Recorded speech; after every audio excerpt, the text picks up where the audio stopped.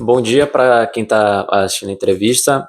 Hoje eu estou aqui no Laboratório de Evolução e Biogeografia com o professor Henrique Batalha Filho, e hoje a gente vai fazer uma entrevista acerca da divulgação científica e falar um pouco também sobre a importância do conhecimento sobre a biodiversidade no dia a dia das pessoas.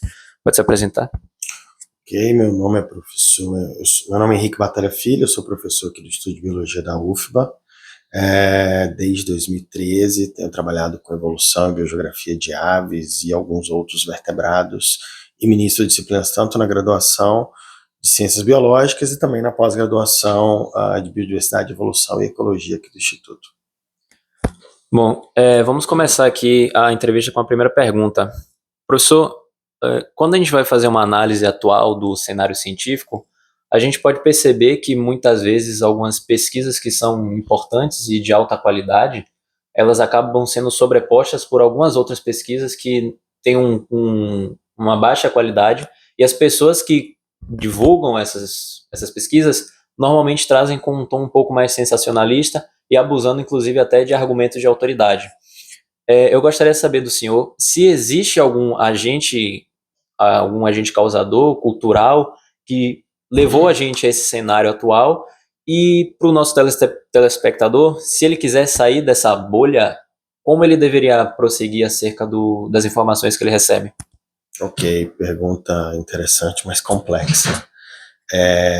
Bom, em relação a pesquisas que se tornam mais difundidas para o público fora da universidade, eu diria que primeiro ela passa pelo interesse, né? O interesse que vai da mídia divulgar, que vai do acesso a essa informação para a pessoa que está fora da universidade de um caminho muito mais fácil. Então imagina uma pessoa que trabalha com ciência muito básica, que não é aplicado a algum tema da física muito específico, por exemplo. A chance desse conhecimento ser difundido é muito menor quando comparado a uma pesquisa de medicina, que está desenvolvendo uma vacina, está desenvolvendo algum medicamento que vai ter uma aplicação direta e muito rápida para a gente. Então, primeiro passa por esse interesse ser muito mais natural pela ciência aplicada quando comparado à ciência básica. Um outro problema que eu acho que está associado a isso é a nossa forma de ensino no Brasil. E quando eu falo ensino fundamental e básico. O que a gente esperaria é que o ensino fundamental e básico conseguisse formar cidadãos que conhecessem minimamente ciência e entendessem o valor da ciência, independente da sua ciência básica ou sua ciência aplicada. E eu acho que o formato atual do ensino ele não consegue atingir esse objetivo. Ele não consegue estimular nas pessoas, e quando eu falo pessoa, tem uma grande maioria da população que se interesse por ciência, independente de ser ciência básica ou ciência aplicada, ou até mesmo, independente de se interessar ou não, entender o valor dessa ciência, né? Muitas vezes há bastante crítica de alguns setores da sociedade em como financiar a ciência, por que financiar a ciência. Então acho que passa por esses dois aspectos. Um é um interesse natural ligado a uma coisa mais aplicada, e o outro, eu acho que o nosso ensino ele peca em mostrar para a sociedade ou mostrar para os cidadãos que de fato ciência é uma coisa importante, é importante para o funcionamento da nossa sociedade.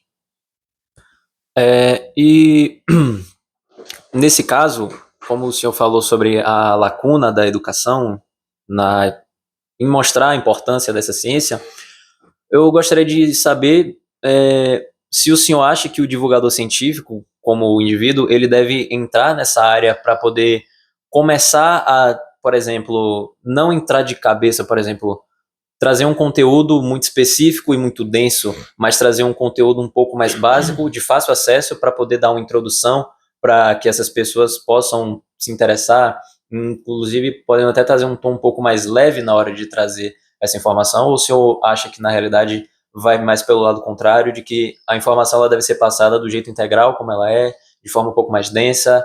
Como que o senhor vê esse cenário da divulgação científica? Legal.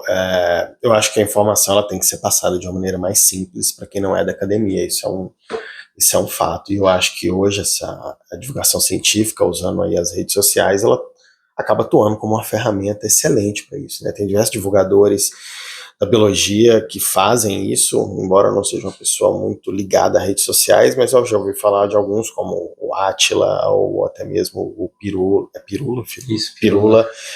Então, você tem divulgadores que fazem isso com bastante eficiência. Eu acho que a divulgação é importante, até porque hoje em dia é a maneira de você acessar mais facilmente a maioria da população que está fora desse meio acadêmico. Eu não esperaria, por exemplo, que pessoas que estão fora do meio acadêmico, a sua grande maioria, vão consumir revistas como a Ciência Hoje, que se quer uma revista de divulgação, ou a revista Pesquisa FAPESP, que é outra revista de divulgação científica. Eu não espero que a grande maioria da população consuma isso. A grande maioria da população vai consumir as redes sociais, que é onde tem essa informação mais curta, mais rápida, muitas vezes de um jeito descontraído. E aí o desafio para quem faz a divulgação é entender qual a dose para eu tornar aquela mensagem simples, mas não ser simplista, porque são coisas diferentes. Uma coisa é você tornar a mensagem simples para que outras pessoas entendam, e eu consigo ainda transmitir a informação, a importância que está no cerne daquele resultado. E por outro lado, muitas pessoas vão para um lado talvez mais simplistas, né, e querem dar uma mensagem talvez até errônea sobre o que é uma determinada coisa, para poder vender muito mais, porque as pessoas querem soluções rápidas e simples para tudo. Então a divulgação é importante e o desafio está em como passar essa mensagem, eu acho. Interessante. Agora, vamos partir um pouco mais para o lado do brasileiro médio.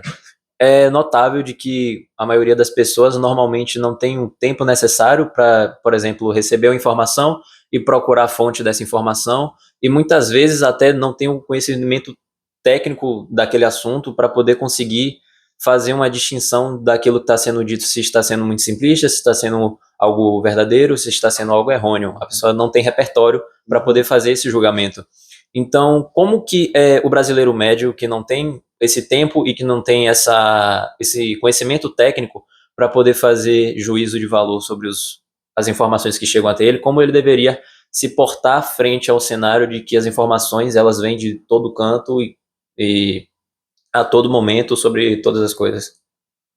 Complexo, não sei, porque a gente não tem uma regulação sobre essas informações que são produzidas, né? Então o divulgador produz o que ele quer, e a rede social muitas vezes é um campo livre, aí as pessoas falam o que quer, do jeito que quer, com o tom que quiser, mudando a retórica do jeito que quiser. Então, tanto que fake news se tornou um tema muito popular, né, por conta das mídias sociais, e a fake news associada à ciência também.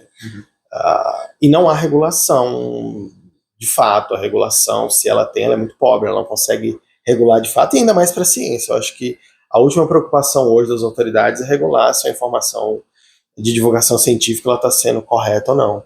Então, é complexo. Eu diria que quem se interessa um pouquinho mais por ciência não fique só focado em mídias sociais, vá atrás de algum veículo sério de divulgação, como essas, que eu dou exemplo, a própria Ciência Hoje, ou a Pesquisa FAPESP, ou outra revista de divulgação. Eu acho que eles têm inclusive o Instagram, deve ter o website de divulgação também, então a pessoa pode ir lá acessar. Eu não tenho uma lista, né, de divulgadores confiáveis que você pode acreditar na informação deles. Então não é fácil, eu não sei a solução para isso. Entendo. Então seria, no caso, uma forma mais fácil, digamos assim, de se resolver o problema seria com os veículos de comunicação utilizarem de certos profissionais que meio que façam revisão de conteúdos científicos para poder sondar aquilo que deveria ser mais espalhado para poder evitar problemas como fake news, essas coisas? Talvez, eu não sei se eles têm fôlego para isso, mas um ponto que eu acho que falta ainda em muitas instituições de pesquisa, né, algumas já fazem isso de maneira eficiente, mas é ter talvez uma divulgação científica oficial daquela instituição, né? A própria UFBA tem uma divulgação científica dela, ela já tem, mas eu acho que mais pujante ainda, por exemplo, em divulgar o trabalho que diversos pesquisadores fazem, eventualmente outras instituições tendo essa mesma abordagem, que aí você vai ter um respaldo, né, disso associado diretamente ao cientista que produziu aquele conhecimento. diferente da maneira que é feito hoje com os influenciadores, e cada um interpreta de um jeito e por aí vai. Então, como não há regulação, tem a chance realmente de surgir, e eu confesso que eu não sei a melhor solução para isso, talvez nem tenha atualmente. Entendi. Bom, agora fazendo uma pergunta um pouco mais voltada para a área da biologia, como eu falei, como foi dito aqui anteriormente, tanto pelo senhor quanto por minha última pergunta, o brasileiro médio, além de não ter normalmente o tempo, o conhecimento técnico, às vezes ele não é exposto de forma devida a certos conhecimentos que ele deveria ter a atenção necessária. No caso, por exemplo, pela lacuna educacional, que não há a exposição desses conteúdos. Então, como uma forma de dar esse pontapé inicial para alguém que está nos assistindo e é de fora do mundo da biologia, eu queria fazer uma pergunta para o senhor. Por que essa pessoa ela deveria se atentar e buscar conhecimento e levar mais a sério as questões de biodiversidade e as consequências que são inerentes à sua destruição? Legal. Bom, primeira coisa que conhecimento é poder, né? Então, se a pessoa tem conhecimento, ela tem um poder maior de entender o mundo, entender a vida, entender como se comportar na sociedade, né? Então, a busca por conhecimento, ela deveria ser, de fato, uma coisa inerente das pessoas, embora não seja. Então, não sendo, a gente pode pensar numa maneira de justificar isso para que pessoas que não curtem muito ler nem entender, ter mais conhecimento. E eu diria, em termos de biodiversidade, entender hoje o papel da biodiversidade no planeta ela é crucial, especialmente por conta desse cenário atual que a gente vive de degradação ambiental exacerbada, e essas mudanças climáticas mais aceleradas, elas têm trazido essas consequências de maneira muito mais notória, mesmo para quem não é da academia, né? Tendo em vista aí diversos alagamentos, chuvas, esses desastres naturais têm aumentado a frequência, e isso está diretamente ligado a mudança, né, do clima, a alteração dos ambientes naturais, conversão de ambientes naturais em áreas antropizadas, e isso tudo tem efeitos danosos para a vida das pessoas. Então, entender como que a biodiversidade interage contigo é de maneira importante para você viver bem e viver enquanto sociedade, talvez pensar até na importância disso para o legado das próximas gerações, né? Quem tem filho, neto e por aí vai, pensar no futuro do planeta, levando em conta a importância dessa biodiversidade. Que legal. E aqui agora, para poder finalizar, uma pergunta um pouco mais genérica. O que o senhor tem a dizer para a pessoa que está do outro lado da tela? Um conselho que você tem para dar para essa pessoa que está nos assistindo agora, o que ela deve buscar para a vida dela de uma forma que melhore a vida dela, melhore a vida da sociedade e a qualidade do planeta e etc. Legal, acho que primeiro é buscar conhecimento, como eu já falei, conhecimento é poder, né? Então, procure se inteirar mais de informação, ler mais, entender mais sobre aquilo que o cerca, os fenômenos naturais, e hoje tem o poder aí da divulgação científica ajudando, de fato, a traduzir essa linguagem acadêmica para uma linguagem mais simples, mas eu diria que entender o papel da vida no planeta, ou o papel não da vida, né, mas o papel desse ecossistema que é o nosso planeta, entender como ele funciona, entender como ele faz para se manter ao longo dos anos, né, é importante para a gente pensar justamente para gerações futuras, e você fazer uma reflexão sobre o seu modo de viver, a maneira que você vive, e como isso está contribuindo ou para diminuir a qualidade de vida no futuro, ou para melhorar a qualidade de vida do futuro para as próximas gerações. Então, eu acho que é importante a pessoa refletir sobre isso, até para pensar no impacto disso nas gerações futuras. Muito obrigado, professor, pela entrevista. Obrigado. Isso aí. Até a próxima.